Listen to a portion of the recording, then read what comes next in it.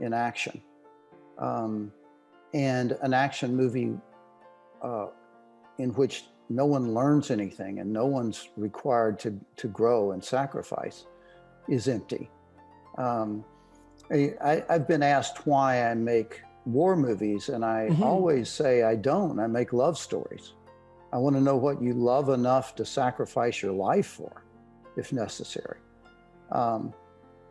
It's funny, Jordan, in high school, of all the things, when the seniors, at least in America, I assume in other places, but they're voted different superlatives, and I was voted most responsible.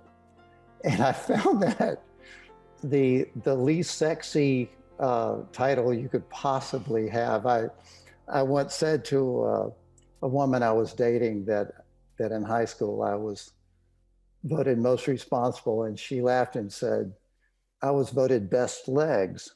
And, and I thought, well, maybe that's the way it works. The most responsible guy is supposed to get the girl with the best legs. But for me, it's like, well, I'm sorry, this is sort of scattered, but whenever I'm listening to you, I'll find unexpected treasures. You'll say something in your lectures that will cause me to see some aspect of my life that I hadn't interpreted fully. And one for me was when I was in high school, I was younger than most of my classmates. And I saw a lot of bullying, and I experienced some. And when I went to college, and there'd be incidents like, a linebacker from the football team would get drunk and punch some sort of scholarly student in the face and crush his jaw. And I decided I was going to really learn to fight. And I studied karate, and I became a karate teacher, and I won some championships. And when I was a religion major, and I went to seminary, and I put myself through seminary teaching karate. And that would make people laugh. And they'd think it's an anomaly, but I'd say, well, when you were talking about Nietzsche, saying, if you make a moral choice, if you make a choice because you're afraid to make the other choice, it's not a moral choice. Now, yes. I didn't know much about Nietzsche when I was in college. I just thought he was a German thinker who didn't know how to spell his last name. I mean, I didn't know, what's this guy doing?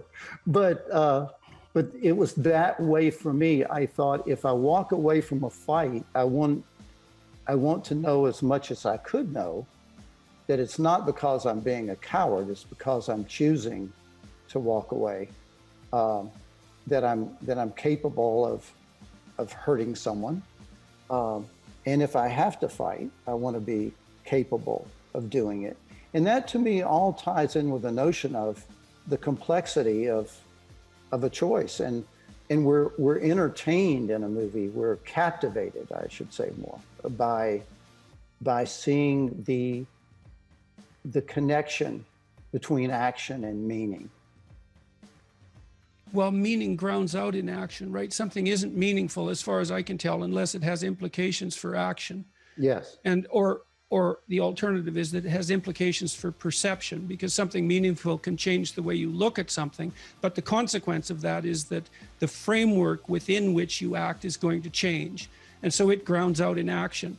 And I mean, I've always been, fascinated, I suppose, by the parallelism between Nietzsche and Dostoevsky, because they thought along very similar lines.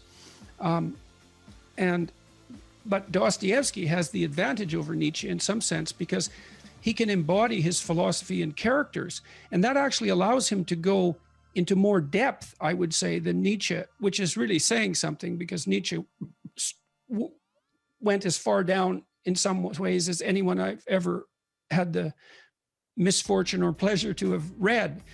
But and it's so interesting how it works. In the Brothers Karamazov, Dostoevsky pits Ivan against Ilyusha, and Ivan is handsome and debonair, and he's the warrior type that you just described.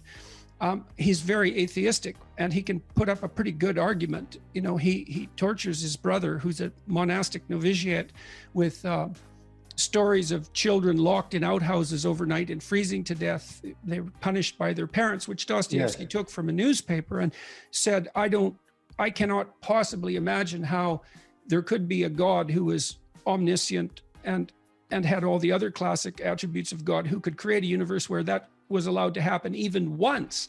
And Ivan can out-debate Alyosha consistently, but Alyosha's character is such that he wins the argument. He loses all the battles in some sense, but wins the war. And that's something you can really portray when you clothe your ideas in characters. Or when the characters are even more, I think, to the point, is when the characters are so profound that they're acting out ideas that you couldn't yet make explicit. No, and that is one of the things that narrative does, is that it enables us to play out ideas that we're not yet intelligent enough to understand. And sometimes the gap between the narrative representation and the explicit understanding can be thousands and thousands of years, because we're still unwrapping. Well, we're certainly still unwrapping the Bible. We're still unwrapping Shakespeare. There's more depth there than we can understand explicitly. And so anything that uses character has that tremendous advantage. And then there's also this strange ability that some people have in spades to create fictional worlds that are of unbelievable profundity and power. And I mean, the greatest example of that in the last 30 years, in terms of sheer imaginative power, has got to be J.K. Rowling and the Harry Potter series, which, you know, gripped the imagination of the entire planet for a decade and produced untold wealth and spread literacy everywhere as well. She had a remarkably creative imagination and something quite mysterious. And so you're fortunate enough to work at the marriage of ideas and drama. Yes, and you know, it's really interesting when you've spoken about Dostoevsky and others in some of your lectures. I'm fascinated by him and all the Russians. I studied Russian for 4 years in college and read some of these in the original. My Russian wasn't fluent enough for me to really, I mean, I had to grind through them, but Tolstoy, Chekhov, who was a doctor, a medical doctor, as well as a writer. So that congruence of a commitment, not just in terms of literature, but that he used his profession as a doctor to also inform him as a writer. He